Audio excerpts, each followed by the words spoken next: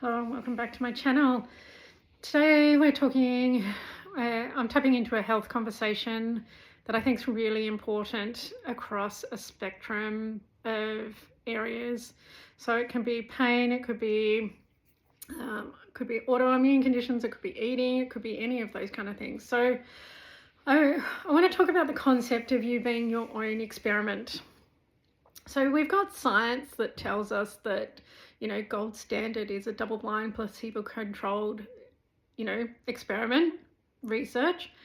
And there's nothing wrong with that if you're wanting to be evidence informed and all of those kind of things. But most people aren't necessarily interested in the science, or they're relying on the person that they're working with to be interested in the science for them. And that's very important, and I highly encourage you to go back and listen to a previous post I made on picking your practitioners. So red lights, green lights, amber lights, all of that kind of stuff, because I think the people that you work with are very important on your healing journey, health journey, all of those kind of things. So this isn't about not being evidence informed from that standpoint. This is about you being your own experiment and recognizing that you're collecting data for yourself about what works, what doesn't, and how to make that relevant to you. So, and hence why I'm saying I think it's really important that you've got an idea about, likes and dislikes for yourself. And I mean, I've tapped into a couple of things around myself that I've learned on my journey about what I do like, what I don't like, what modalities I invest in, what I don't invest in, all of that kind of stuff. And that's all come from experience. And hence why I'm saying you being your own experiment is all about creating those experiences. Is everyone going to be successful? No. But is all research successful? No. It's all about collecting data. And I'm very big on that. And I'm very big on, some of this helps you shift your mindset from putting all of that energy into someone giving you a solution for you to actually sit there and go, does this actually work for me? And it's helping you to tune back into yourself. I think this is the other thing that we get taught along the way, to tune ourselves out. And we know little kids who fall over and it hurts, and mommy and daddy say, it's okay, it's nothing bad, all of that kind of stuff. Stop crying, all of those kind of things. And I'm not saying, but in essence, that's teaching those children to tune their bodies out. And we as adults learn to tune our bodies out over time, because work requires us to show up whether we're sick or not, and I would love to have seen that shift and change, but it hasn't. I still got clients who turn up to work sick. And my question around that is, who does that actually help? But that's not a conversation for today. Today's conversation is about you being your own experiment. And I think that's really important, as I said, across a spectrum of areas of your life. And remembering that what works for someone else may not necessarily work for you. Like I often talk about, what's healthy for one person is not necessarily healthy for others. And this, and that can be deemed good foods and all of those kind of things. So there's, and I've got stories around that in terms, and hence, as I said, I guess I can bring this one in. It was about a client who had some very sore thumbs and originally thought it was gout, right? And I was having a nutrition consult and discussing that with him. And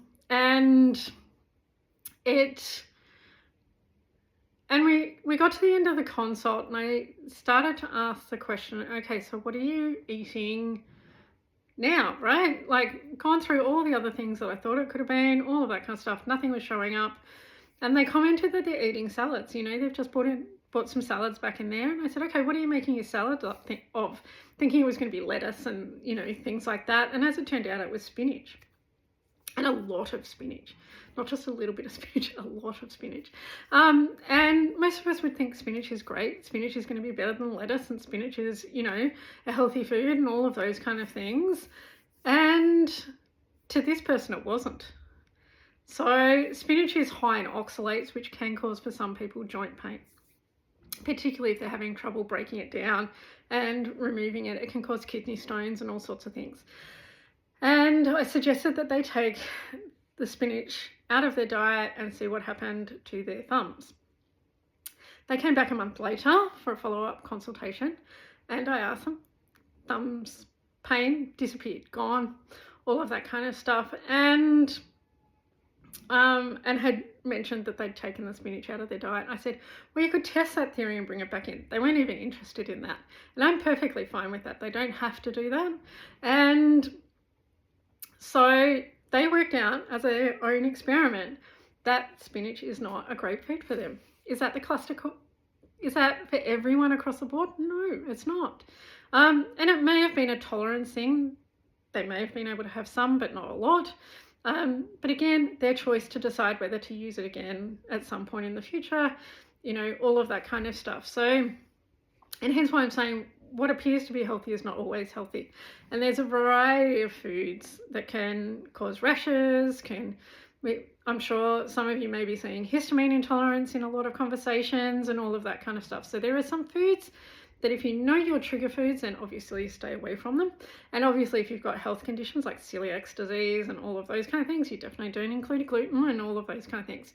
But a high element for most of us who are just looking for more energy, greater vitality, better sleep, you know, a whole stack of stuff, excuse me, a whole stack of stuff is really important to take notes of how your body responds.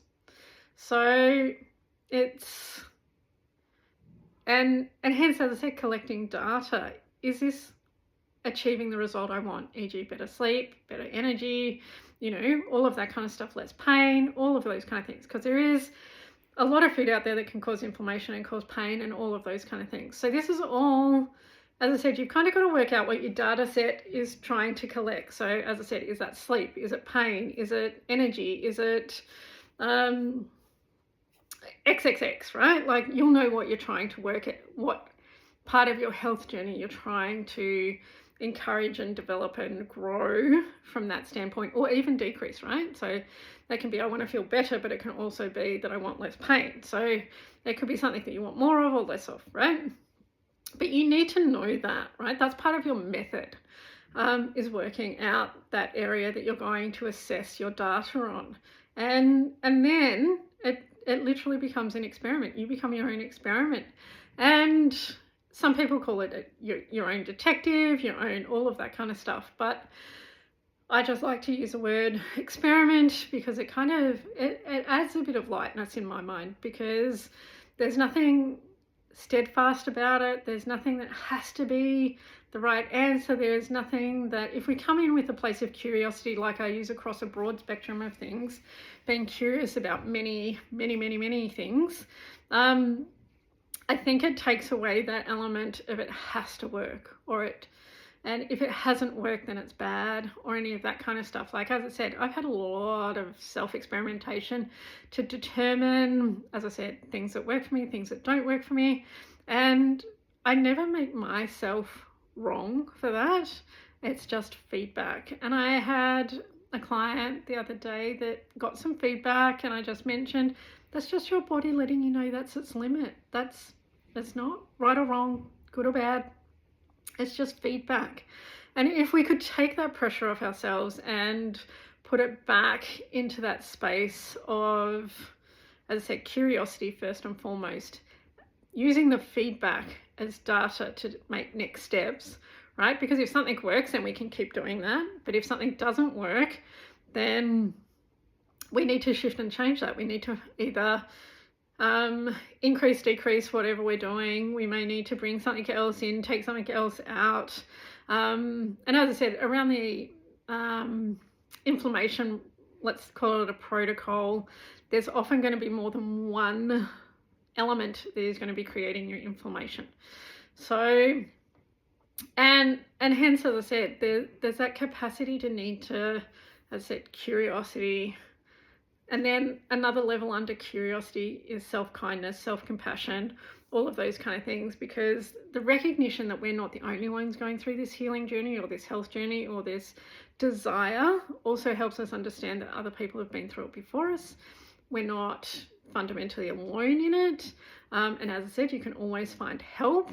Plethora of practitioners out there across the, hundreds of thousands of modalities and all of that kind of stuff.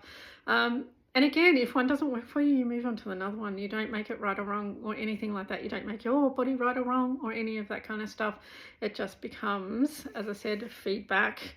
And again, as a massage therapist and nutritionist, all of that kind of holistic counselor, all of that kind of stuff, we acknowledge that we're not going to, I acknowledge as a practitioner, I'm not going to work for everyone. My style isn't for everyone, and because I tend to be a little bit forthright from that side of things, I can pick up on some patterns, I can pick up on cues that you think you're hiding, but I will find them. And all you've got to, and it's interesting because I'll have clients, I'll go through their initial health consult, food, diet, this, that, injuries, surgeries, and then the next thing you know, they're on the table and they're mentioning they had a surgery that they didn't tell me previously, and I've got to take note of that. Yep, okay, that's something you didn't tell me before, now I know.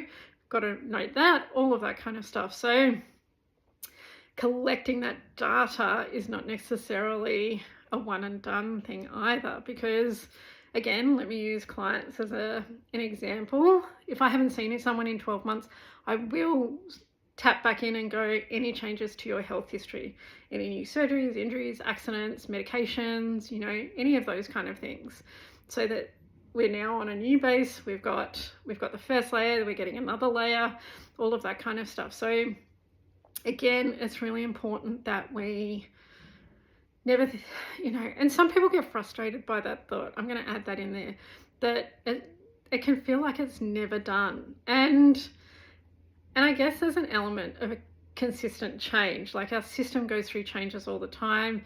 Aging, not that a lot of us like to admit to that, but things do shift as we age. There's expectations around that aging and all of those kind of things. I'm going to do another post on perimenopause, video on perimenopause and, insights it can give us and all of that kind of stuff. But fundamentally, as I said, there's a lot of things that can influence that. Those things change, and we talk about healing as a spiral, and the truth is we never come back to where we started. We come with new awareness, so it's never the same. And it's the same on this experiment journey. Every extra little bit of information you give feeds on the information before. It's never that you're starting flat chat again. It's never, because as I said, like me and the decision not to see other Chinese health medicine practitioners and all of that kind of stuff. Now I know that that's, if something shows up in my Facebook feed or something like that, that's not necessarily a rabbit hole I'm going to burrow down. But for someone else who might be interested in that might be something that they burrow down, and that's perfectly fine. I'm not here to tell you what's right or wrong for you. I'm here to encourage you to find what is actually right or wrong for you, and not to be overly influenced by others.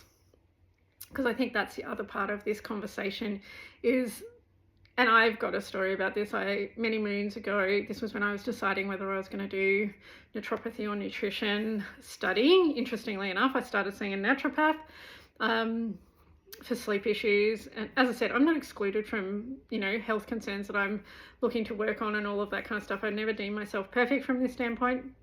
And hence why I can have these conversations with you, because I'm in it with you.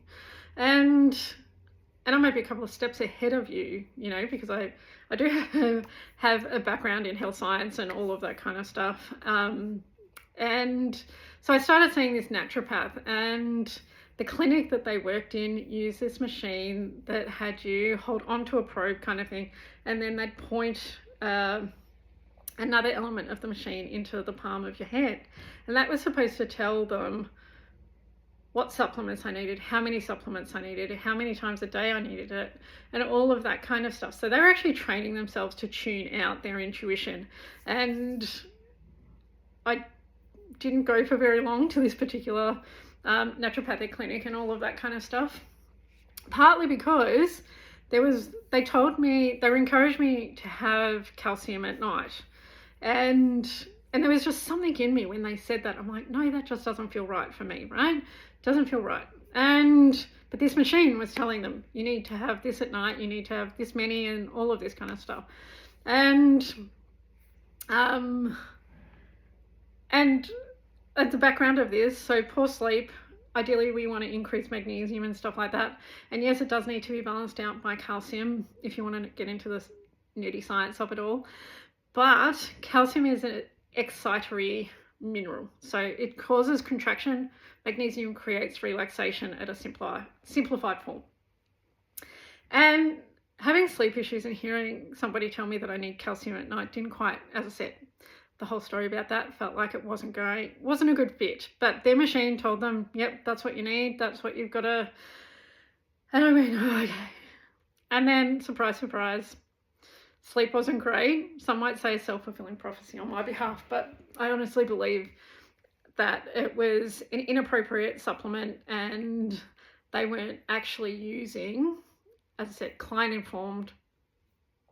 client-based, evidence-informed information from that standpoint. So they weren't actually hearing me, first and foremost, part of the reason I didn't continue going. And then, so, I was my own experiment in that. Am I feeling better on this? Am I feeling worse? Is my sleep better? Is my sleep worse? Is, all of that kind of stuff to come away with, my sleep was worse on this supplement. And I went back to the next visit and a bit like, not quite as bad as the Chinese medicine practitioner who told me that couldn't be possible for one of his herbs for sleep.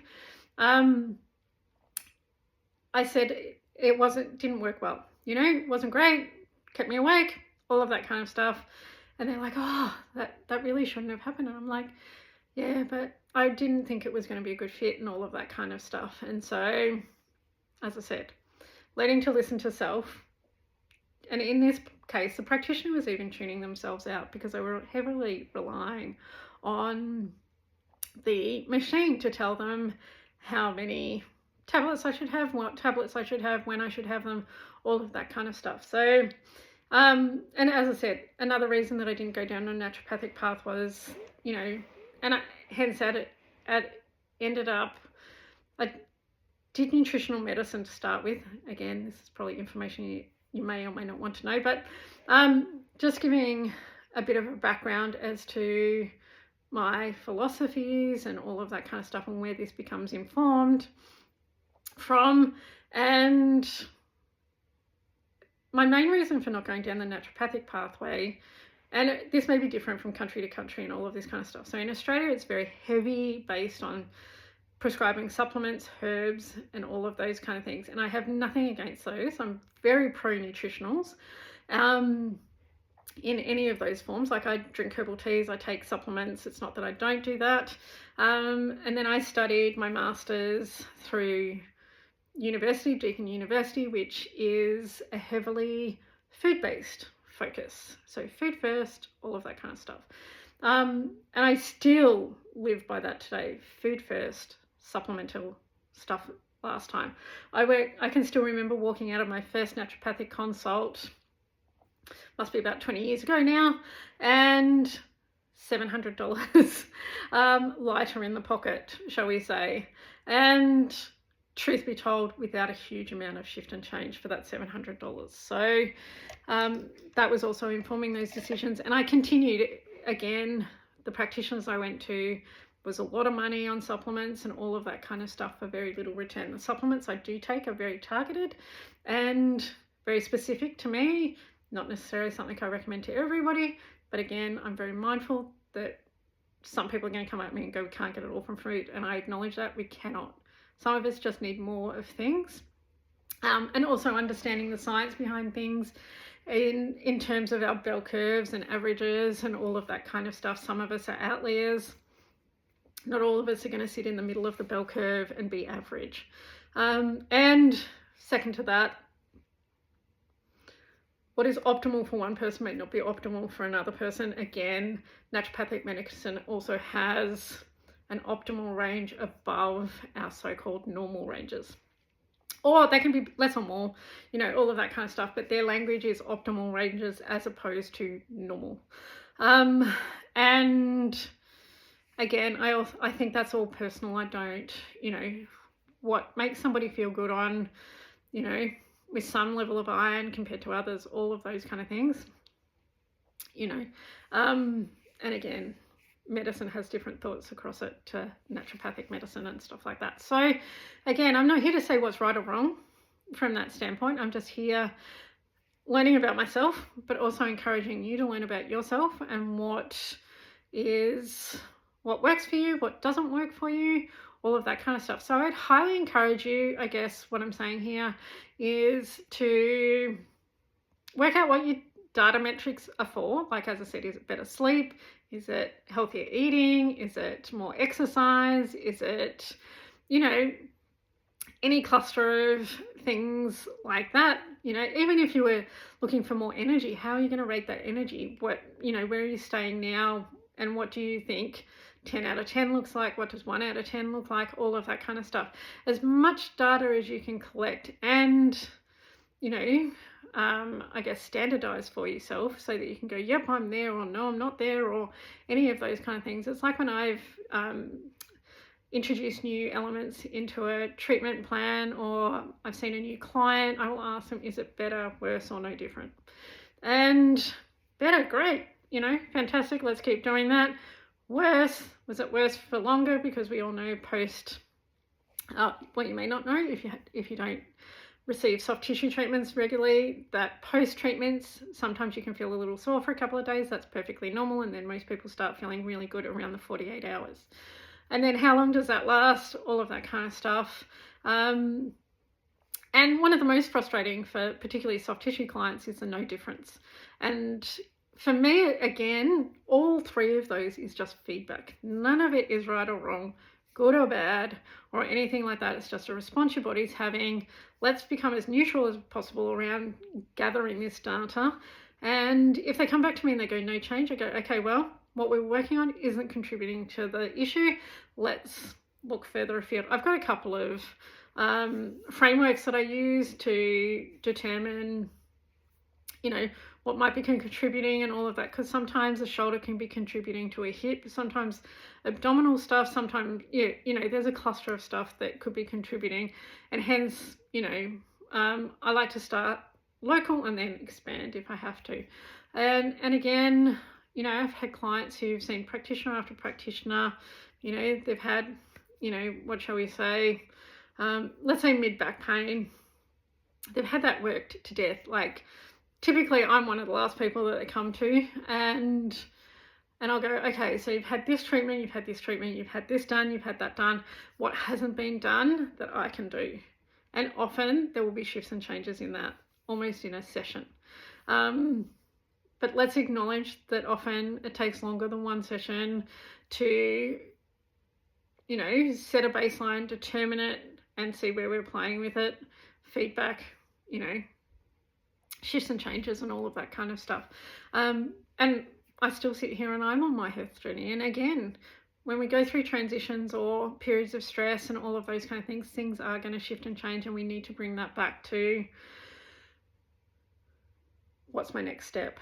And again, let's not look 5 steps ahead. Let's look at the next step that you can do, implement. And as I've said before, the least amount of change for the greatest bang for your buck is what we're looking for. Particularly in things like weight loss and all of those kind of things. The less that you need to change, the easier it is to maintain, and all of those kind of things. So I'm going to leave that one there. But as I said, a couple of things we'll just set that in note at the end. Here is make a list of the things that you're wanting to create change around, and then set parameters to determine whether something's working or it's not working.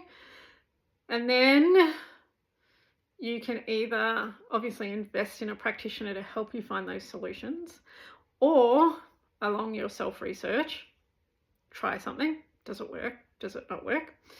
Because you can read the books. you can do the online research. You can do all of that. I would suggest you not checking in with the AI because AI is well known to be wrong. So make sure that the data you're getting is accurate and, you know, tentatively up to date and all of those kind of things, and double check things if you think that something's not sounding quite right. And then go from there and continue if you need to keep spiraling, circling. Don't see that as failure. I'm here to tell you it's not a failure, it's just feedback, it's just information for your next step. Thank you.